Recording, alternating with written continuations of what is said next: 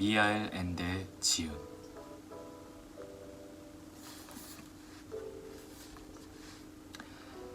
일부 모모와 친구들. 제1장. 어느 커다란 도시와 작은 소녀. 사람들이 아주 다른 말을 쓰던 옛날, 아주 먼 옛날, 따뜻한 나라들에는 크고 화려한 도시들이 세워져 있었다.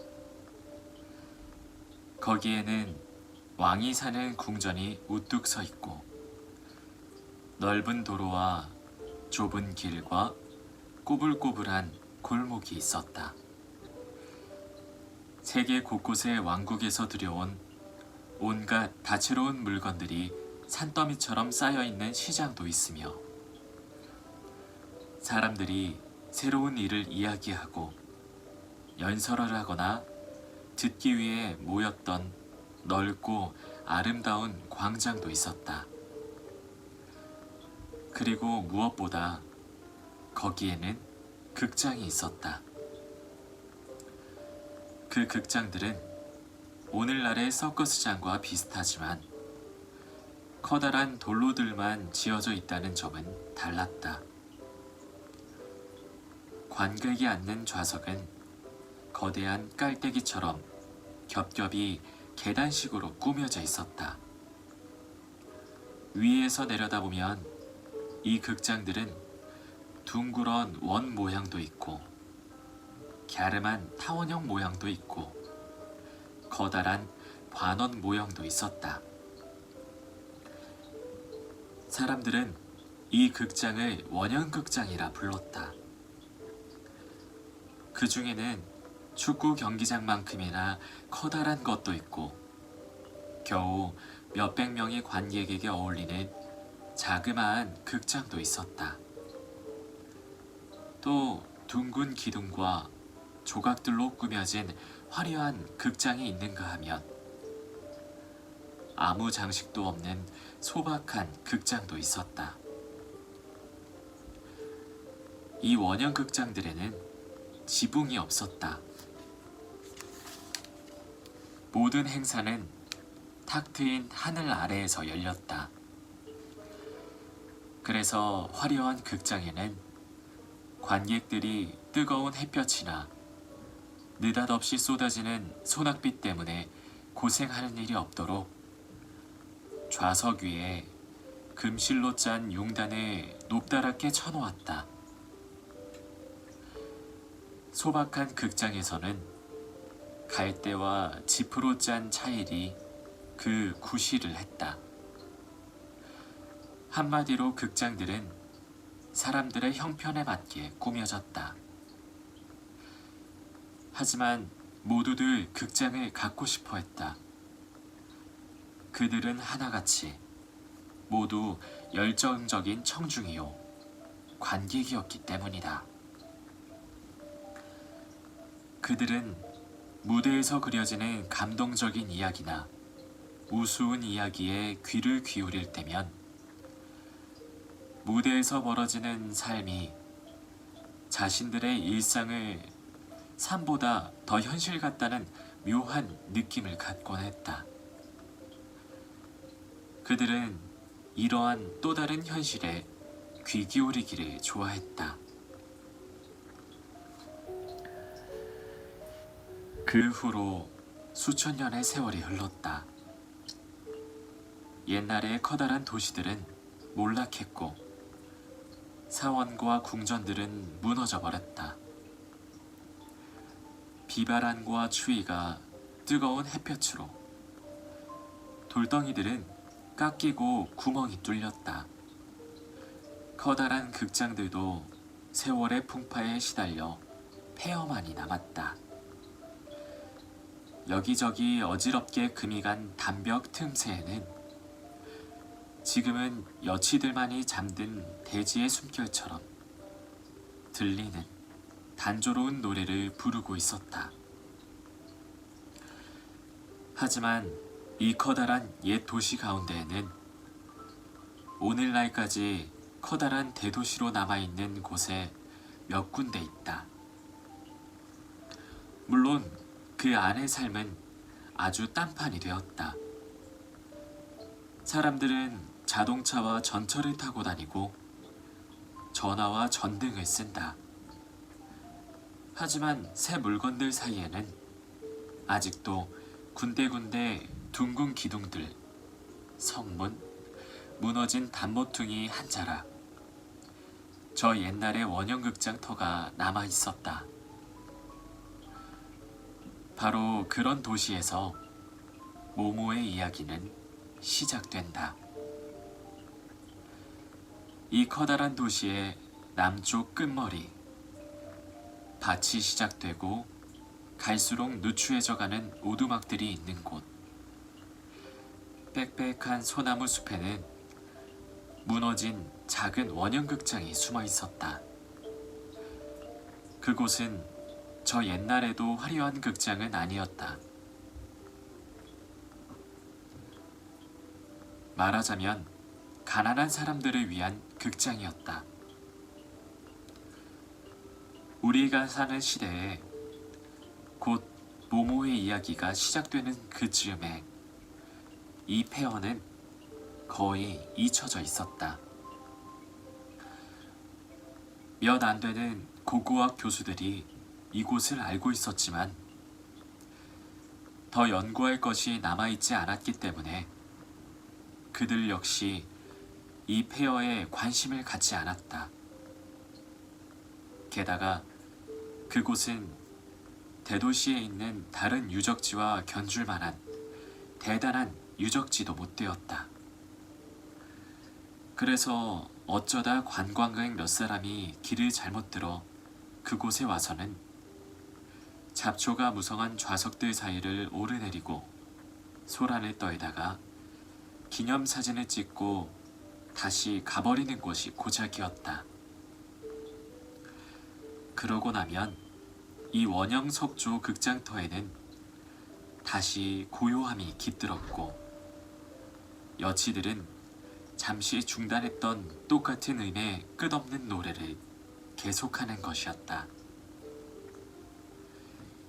이 묘한 원형극장터를 알고 있는 사람은 가까운 이웃마을 사람들뿐이었다. 그들은 이곳에 염소를 풀어놓아 풀을 뜯겼고 아이들은 가운데 둥근 마당에서 공놀이를 했다. 밤이 되면 간혹 사랑하는 연인들이 찾아오기도 했다.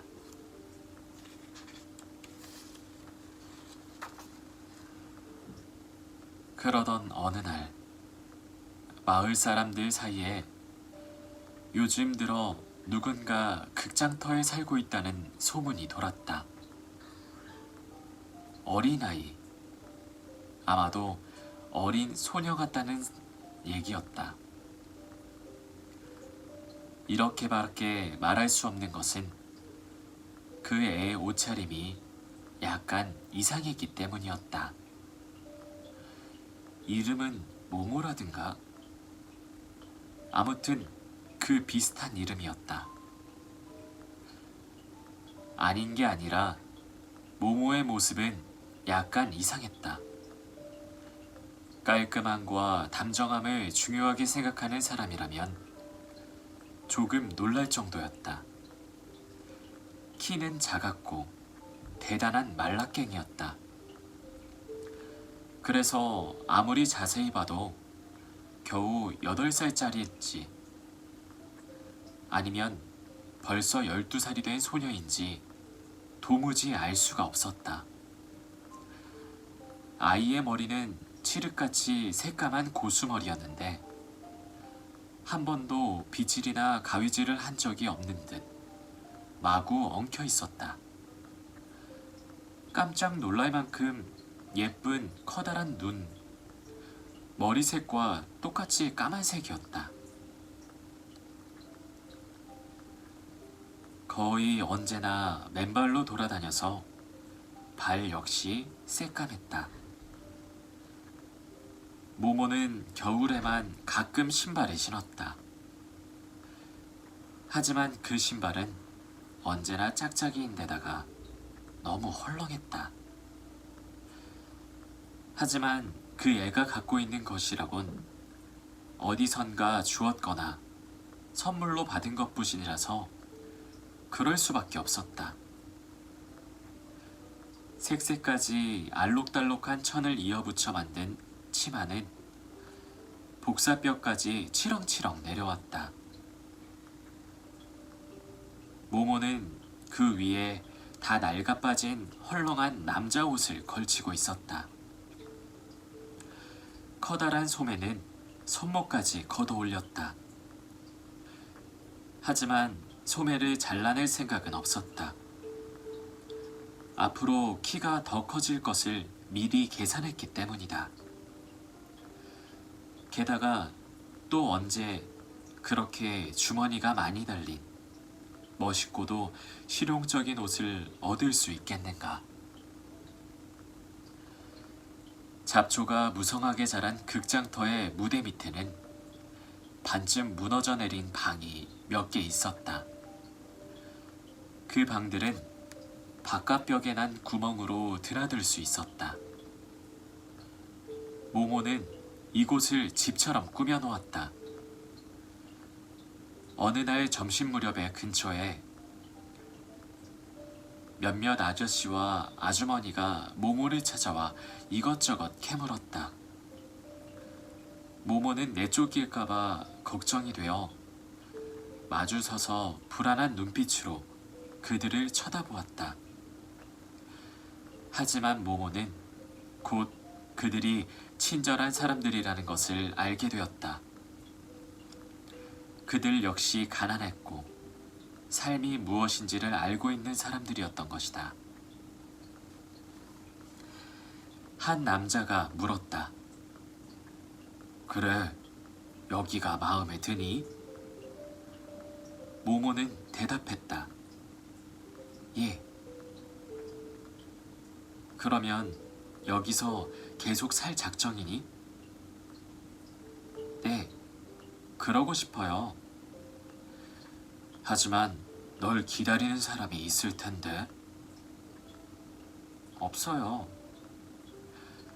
내 말은 집으로 돌아가야 하지 않겠냐는 말이다. 모모는 자신 있는 목소리로 얼른 대답했다. 여기가 제 집이에요. 꼬마야, 그럼 넌 어디서 온 거니? 모모는 손으로 어딘가 저 먼 곳을 가리키는 막연한 흉내를 내보였다. 남자는 계속해서 캐물었다. 부모님은 어떤 분이시니? 모모는 어쩔 줄 모르고 그 남자와 다른 사람들을 물끄러미 바라보다가 어깨를 약간 으쓱했다. 마을 사람들은 서로 눈짓을 주고받으며 한숨을 내쉬었다. 남자는 말을 이었다. 겁낼 것 없다. 널 쫓아내려는 게 아니니까. 우리는 널 돕고 싶단다. 모모는 말없이 고개를 끄덕였지만 완전히 믿을 수 없다는 눈을 쳐였다. 내 이름이 모모라는데 맞니? 네. 아주 예쁜 이름이구나. 하지만 처음 들어보는 이름이야. 누가 지어주셨지? 저요. 네가 내 이름을 지었다고? 네. 그럼 생일이 언젠데? 모모는 한참 생각하더니 대답했다. 제가 기억하기론 저는 언제나 있었던 것 같아요. 친척 아주머니나 아저씨나 할머니도 없니? 도대체 네가 찾아갈 만한 가족이 하나도 없단 말이야? 모모는 남자를 말끄러미 바라보다가 한동안 아무 말도 하지 않았다. 그러더니 다 기어들어가는 목소리로 말했다. 여기가 제 집이에요. 남자는 말했다. 그래. 하지만 넌 아직 어린애잖니. 대체 몇 살이지? 모모는 머뭇거리며 대답했다. 100살요. 마을 사람들은 모모가 장난을 치고 있다고 생각하고 웃음을 터뜨렸다. 자, 장난치지 말고 몇 살이지? 모모는 조금 더 자신 없는 목소리로 대답했다. 102살요. 한참 후에야 사람들은 모모가 어쩌다 주워들은 숫자가 몇 개 되지 않는 데다가 세마기를 배운 적도 없어서 숫자가 무엇을 뜻하는지 모른다는 것을 알게 되었다. 남자는 다른 사람들과 의논하고 나서 말했다. 자, 내 말을 들어봐. 내가 여기 살고 있다고 경찰에 신고하면 어떨까? 그러면 넌 고아원에 가게 될 테고 거기서 먹을 것과 잠자리를 얻게 될 거야. 세마기, 읽기, 쓰기랑 더 많은 것을 배울 수도 있을 텐데 어떻게 생각하니? 응? 모모는 깜짝 놀라 남자를 쳐다보더니 입속말로 말했다. 아니요, 그런 데는 가지 않겠어요. 전에 한번 가져본 적이 있어요. 그곳에는 다른 아이들도 있었어요. 창문에는 창살이 있고 매일 매를 맞았어요. 정말 억울하게 맞았어요. 전 밤에 담을 넘어 도망쳤어요.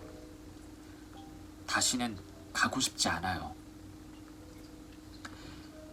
한 노인이 고개를 끄덕이며 말했다. 그랬구나. 다른 사람들도 알아듣겠다는 듯이 고개를 끄덕였다. 한 부인이 말했다. 그래, 그럼 좋아. 하지만 넌 어린아이잖니. 널 돌봐주는 사람이 있어야 해. 모모는 안심하며 대답했다. 제가 돌보죠. 정말 네가 할 수 있어? 모모는 한동안 잠잠고 있다가 작은 소리로 말했다. 전 필요한 게 많지 않아요. 마을 사람들은 다시 한번 눈짓을 주고받고 한숨을 쉬고는 고개를 끄덕였다. 처음 말을 걸었던 남자가 다시 입을 열었다. 예, 모모야. 우리 생각엔 네가 우리 둘 중 한 사람 집에 살면 좋을 것 같구나. 사실 우리도 널찍한 집에서 살고 있진 않아. 집집마다 대개는 먹여 살릴 애들이 잔뜩 있고. 하지만 아이가 하나쯤 더 있어도 상관없다고 생각한다. 내 생각은 어떠니? 모모는 처음으로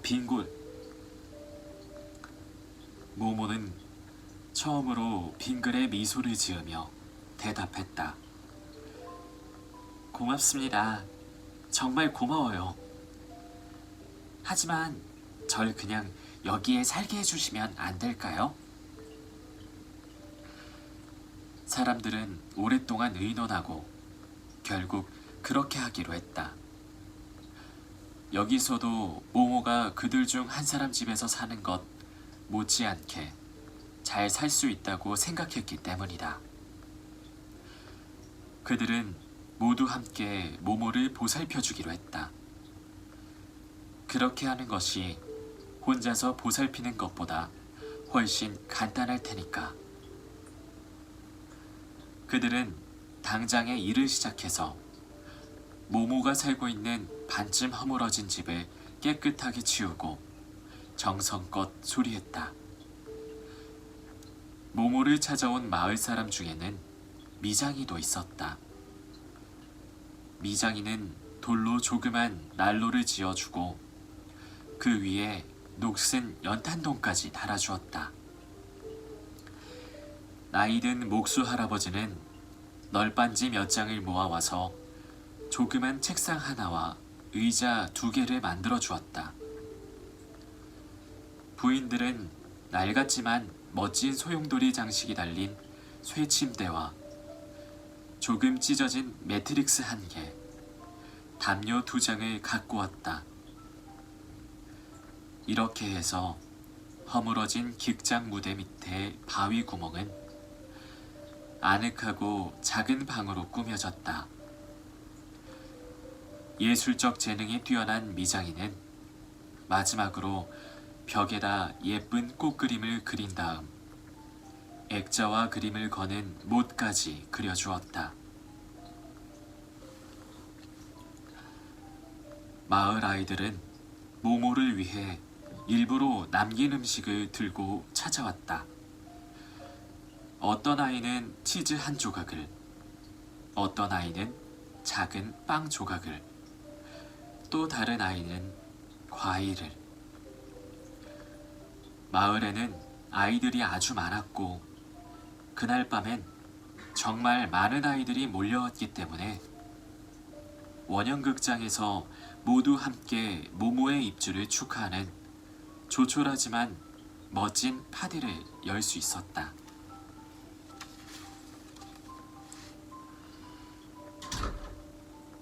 그것은 가난한 사람만이 그 멋을 느낄 수 있는 즐거운 파티였다. 꼬마 모모와 이웃 마을 사람들의 친분은 그렇게 시작되었다.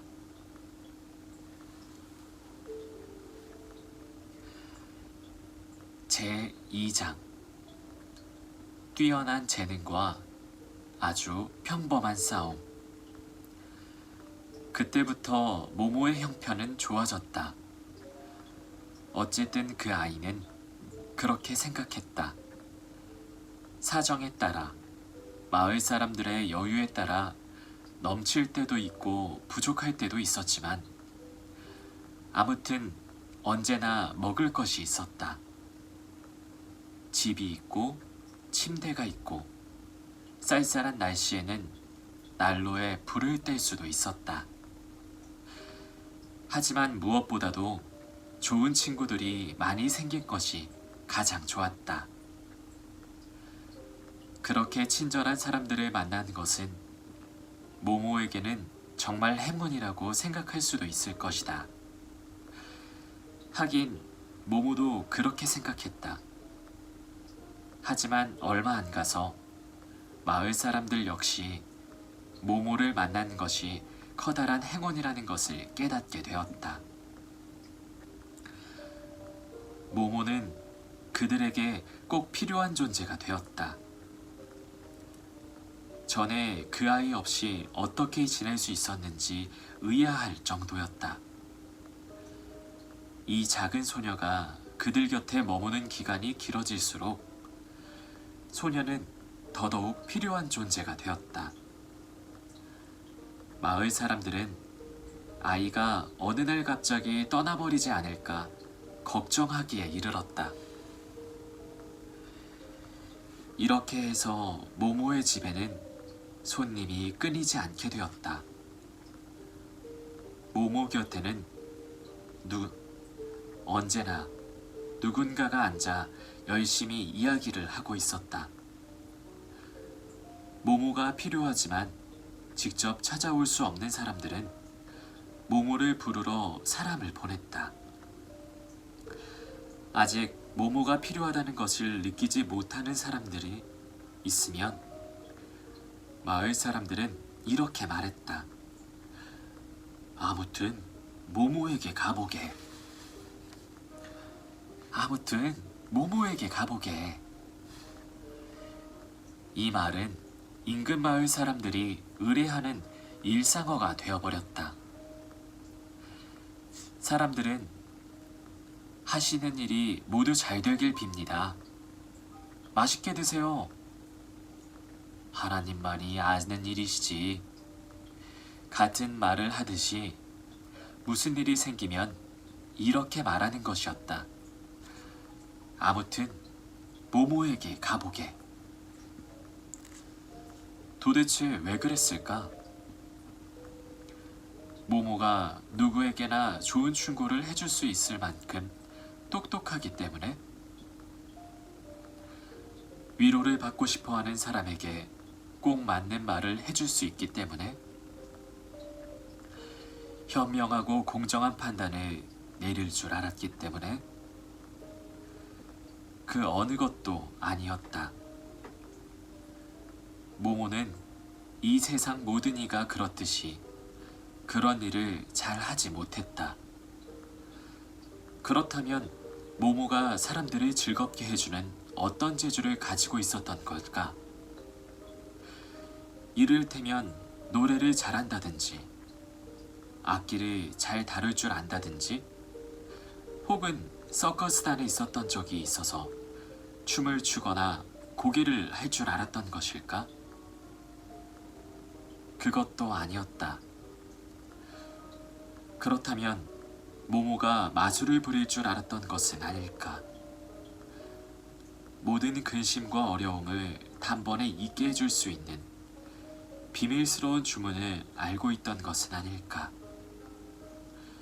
손금을 보는 재주가 있거나 아니면 앞날을 내다보는 그 비슷한 어떤 능력이 있었던 것은 아닐까? 그것도 아니었다. 하지만 꼬마 모모는 그 누구도 따라갈 수 없는 재주를 갖고 있었다. 그것은 바로 다른 사람의 말을 들어주는 재주였다. 그게 무슨 특별한 재주람? 남의 말을 듣는 건 누구나 할 수 있지. 이렇게 생각하는 독자도 많으리라. 하지만 그 생각은 틀린 것이다.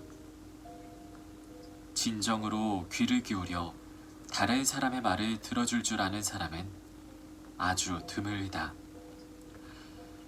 더욱이 모모가만큼 남의 말을 잘 들어줄 줄 아는 사람도 없었다. 모모는 어리석은 사람이 갑자기 아주 사려 깊은 생각을 할 수 있게끔 귀 기울여 들을 줄 알았다. 상대방이 그런 생각을 하게끔 무슨 말이나 질문을 해서가 아니었다. 모모는 가만히 앉아서 따뜻한 관심을 갖고 온 마음으로 상대방의 이야기를 들었을 뿐이다. 그리고 그 사람을 커다랗고 까만 눈으로 말끄러미 바라보았을 뿐이다.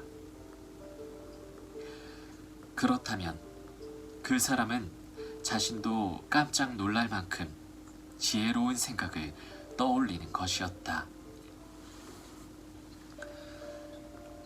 모모는 결정을 내리지 못하거나 어떻게 해야 할지 모르는 사람들이 문득 자신이 무엇을 원하는지 정확하게 알 수 있게끔 그렇게 귀 기울여 들을 줄 알았다.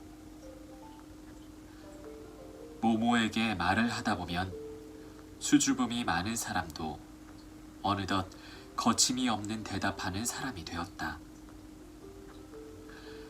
불행한 사람, 억눌린 사람은 마음이 밝아지고 희망을 갖게 되었다. 내 인생은 실패하고 아무 의미도 없다. 나는 전혀 중요하지 않은 사람이다. 마치 망가진 냄비처럼 언제라도 다른 사람으로 대치될 수 있다는 그저 그런 수백만의 평범한 사람 가운데 한 사람에 불과하다. 이렇게 생각하는 사람은 모모를 찾아와 속마음을 털어놓았다. 그렇다면 그 사람은 말하는 사람 중에 벌써 어느새 자기가 근본적으로 잘못 생각하고 있었다는 사실을 깨닫게 되었다.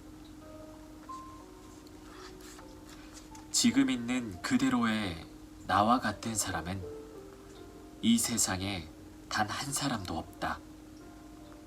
그렇기 때문에 나는 나만의 독특한 방식으로 이 세상에서 소중한 존재다.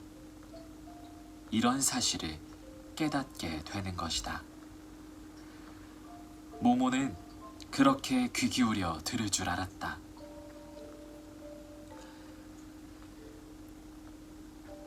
어느 날 이웃이라면서도 죽자사자 한바탕 싸우고 난 뒤로 서로 말도 하지 않는 두 남자가 원형극장으로 모모를 찾아왔다. 다른 사람들이 이웃끼리 서로 원수로 지내는 것은 옳지 않으니 한번 모모에게 가보라고 권했기 때문이다. 두 사람은 처음에는 안 가겠다고 고집을 부렸지만 결국 마지못해 충고를 따랐다. 이렇게 해서 원형극장에 온 두 사람은 각각 원형극장의 돌좌석에 다른 편에 멀찌감치 떨어져 앉았다. 그들은 철천지 원수 마냥 아무 말도 하지 않고 침울하게 앞만 바라보았다. 한 사람은 모모의 거실에 난로에 놓아주고 한 사람은 모모의 거실에 난로를 놓아주고 예쁜 꽃그림을 그려주었던 미장이 바로 그 사람이었다. 미장이는 끝을 꼬아 올린 검은 수염을 기른 힘센 장정이었고 이름은 니콜라였다. 다른 사람의 이름은 니노였다. 니노는 바싹 마른 데다가 언제나 약간 피곤한 것처럼 보였다. 그는 도시 변두리에 조그만 술집을 내어 운영하고 있었다. 고작 노인 몇몇이 포도주 한 잔을 시켜놓고 밤늦게까지 앉아 지나간 추억을 이야기하는 그런 술집이었다. 니노와 그의 뚱뚱한 아내 역시 모모의 친구였다. 그들은 맛있는 것을 들고 종종 모모를 찾아오곤 했다. 모모는 두 사람이 서로에게 잔뜩 화가 나 있다는 것을 눈치챘다. 누구한테 먼저 가야 할지 알 수 없었다. 결국 모모는 누구의 마음도 상하게 하고 싶지 않아서 두 사람에게서 똑같은 거리만 떨어진 만큼 석조 무대의 가장자리에 걸터 앉아 두 사람을 번갈아 바라보았다. 모모는 무슨 일이 벌어질지 그저 기다리고 있었다. 많은 일들을 해결하려면 시간이 필요한 법이다. 그리고 모모가 얼마든지 가지고 있는 유일한 재산, 그것은 바로 시간이었다. 화가 잔뜩 난 두 사람은 오랫동안 묵묵히 앉아 있었다. 그러다가 갑자기 니콜라가 벌떡 일어나며 말했다. 이제 가봐야겠다. 여기 온 것만으로도 충분히 호의를 베풀어 준 거야. 하지만 모모, 너도 봤지? 저 사람은 끝내 자기가 잘못한 게 하나도 없다고 생각하는 것 같구나. 이런 판에 더 오래 기다릴 이유가 어디 있겠니? 그러면서 니콜라는 정말 가려고 몸을 등 돌렸다. 니노가 뒤에서 소리쳤다. 그래, 갈 테면 가봐. 자네는 여기 올 필요도 없었어. 난 사기꾼과 화해를 할 생각이 없으니까 말이야. 니콜라는 몸을 돌렸다. 화가 나서 얼굴이 시뻘겋게 상기되어 있었다. 그는 으르렁대면서 다시 돌아왔다.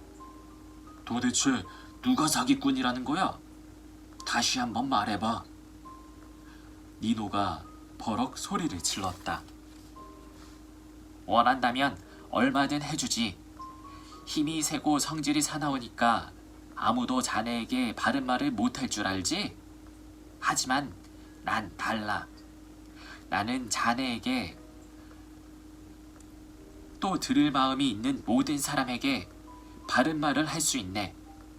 자, 어서 와서 저번에 그랬던 것처럼 다시 한번 내 목을 졸라보지 그래.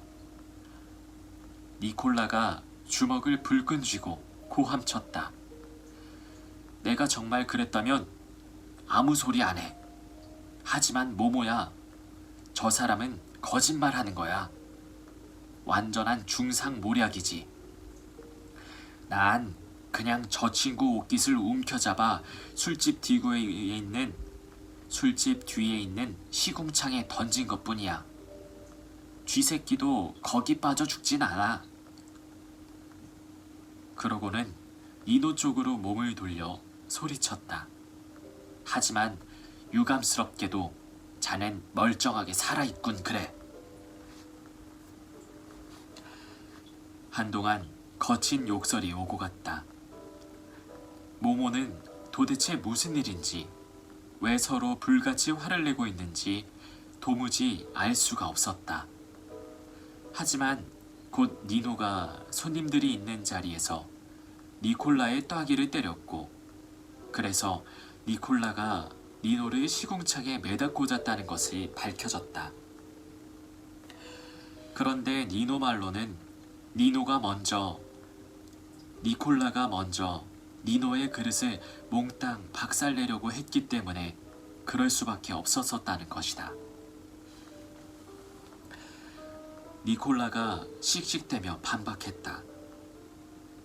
새빨간 거짓말이야. 맥주잔 하나를 벽에다 던졌을 뿐이야. 게다가 어차피 그 잔은 금이가 있었다고. 니노가 대꾸했다. 그래도 내 잔은 내 잔이야. 알겠어? 자넨 그런 짓을 할 권리가 없어. 하지만 니콜라는 니노가 미장이로서 그의 자부심에 상처를 주었기 때문에 그렇게 한 권리가 있다고 했다. 니콜라는 모모에게 큰 소리로 말했다. 저 사람이 어떤 말을 했는지 아니? 글쎄, 내가 밤낮으로 술에 취해 있어서 담을 똑바로 쌓을 수가 없다구나. 우리 증조 할아버지도 그랬다는 거야. 우리 중조 할아버지가 피사의 사탑 공사에 참여했을 거라나? 니노는 대답했다. 하지만 니콜라, 그건 농담이었어. 니콜라는 화를 내며 말했다. 멋진 농담이군 그래. 난 그런 농담을 듣고 웃을 순 없네. 하지만 니노가 그런 농담을 했던 이유는 니콜라가 기분 나쁜 농담을 했기 때문이라는 것이 곧 밝혀졌다. 어느 날 아침 일어나 보니 니노의 집 대문에 선명한 빨간색 페인트로 이렇게 쓰여 있었다. 아무것도 될 수 없는 사람이 술집 주인이 된다. 니노는 그것을 농담으로 생각할 수 없었고, 그래서 안갚음을 했다는 얘기였다. 두 사람은 두 가지 농담 중에서 어떤 것이 더 멋진 농담인지를 놓고 티격태격하더니 다시 화가 나서 소리를 질러댔다. 그러다가 갑자기 싸움을 뚝 그쳤다. 모모는 눈이 둥그레져서 두 사람을 쳐다보았다. 두 사람은 그 눈길의 의미를 해독할 수 있었다. 두 사람은 그 눈길의 의미를 해독할 수 없었다. 저 아이가 마음속으로 우리들을 우습다고 생각하는 걸까? 아니면 슬퍼하는 걸까? 모모의 얼굴에서는 아무것도 읽어낼 수 없었다. 하지만 두 사람은 갑자기 거울 속에 비친 자신의 모습을 들여다본 듯이 부끄러워졌다. 니콜라가 말했다. 좋아. 자네 집 때문에 그런 말을 쓰지 말았어야 했을지도 모르지. 하지만 니노, 자네가 손수 포도주를 한 잔만 따라주었어도 그렇게는 하지 않았을 거네. 이치가 그렇지 않나? 안 그런가?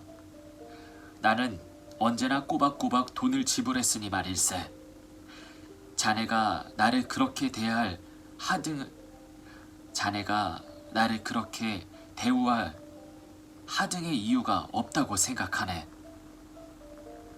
니노가 맞받아쳤다. 이유가 있을 수도 있지. 성 안토니우스 일은 잊어버렸나? 얼굴이 헬쓱해지는군.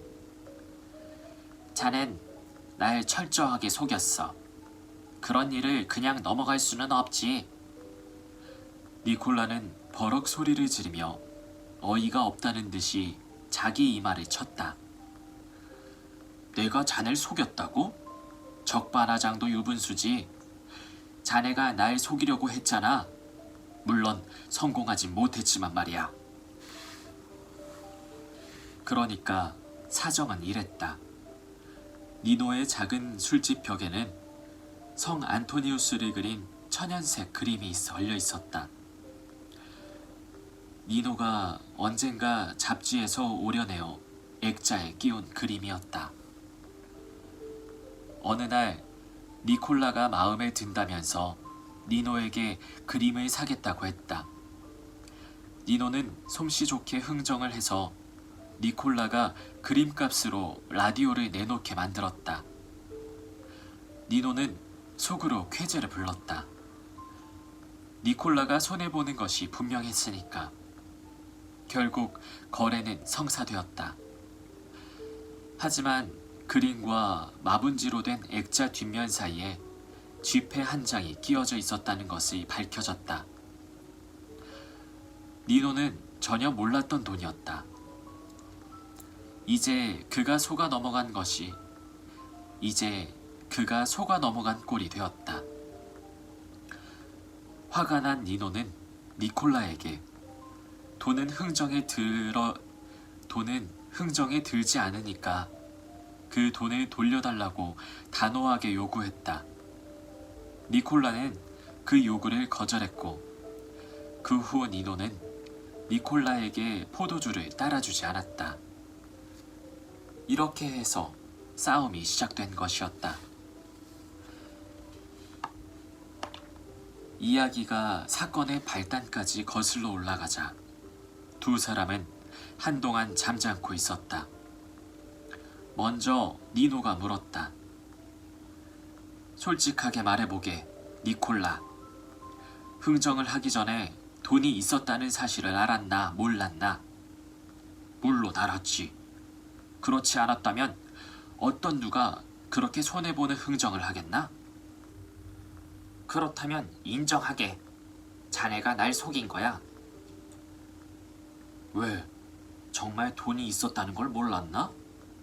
몰랐어. 맹세하지. 좋아. 그래도 자넨 날 속일 마음이 있었던 거야. 어떻게 그런 허접쓰레기 같은 신문지 조각으로 내 라디오를 차지할 생각을 할 수가 있나? 응?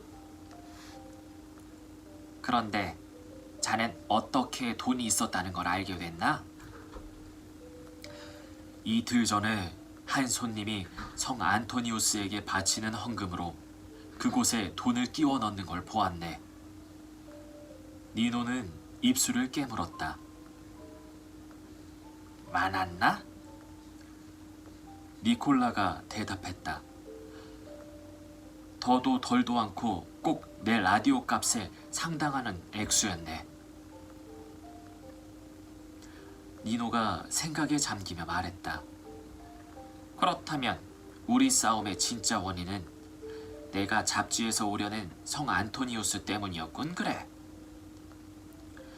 니콜라가 머리를 극적이며 작은 소리로 웅얼거렸다. 그렇지. 원한다면 그림을 돌려주겠네, 니노. 니노가 위엄있게 대답했다. 천만에 그럴 필요 없네. 바꾼 건 바꾼 거야. 대장부끼리 한 약속은 지켜야지. 여기서 두 사람은 동시에 큰 소리로 웃기 시작했다.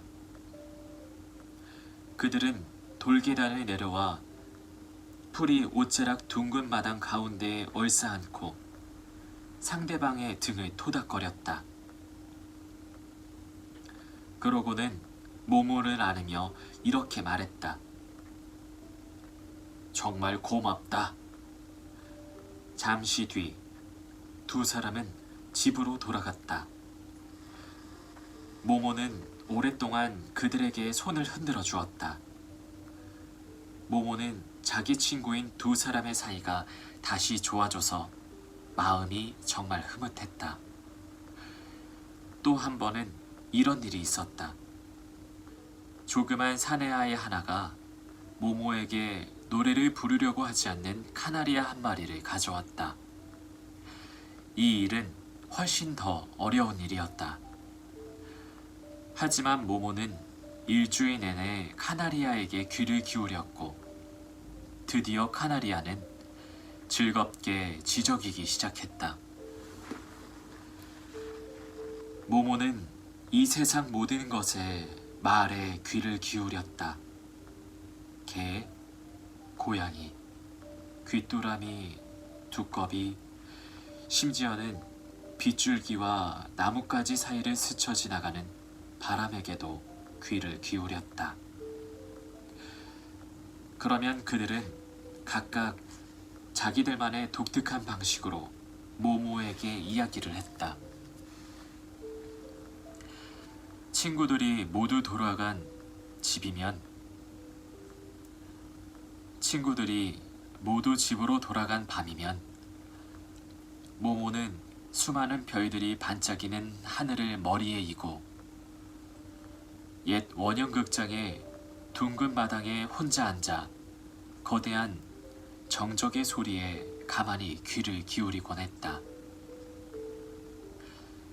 그러면 모모는 별들의 나라를 향해 열려있는 거대한 귓바퀴 한가운데에 앉아있는 듯한 느낌이 들었다.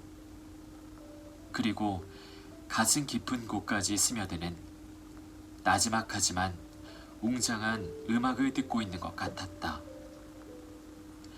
그런 밤이면 모모는 유난히 예쁜 꿈을 꾸었다.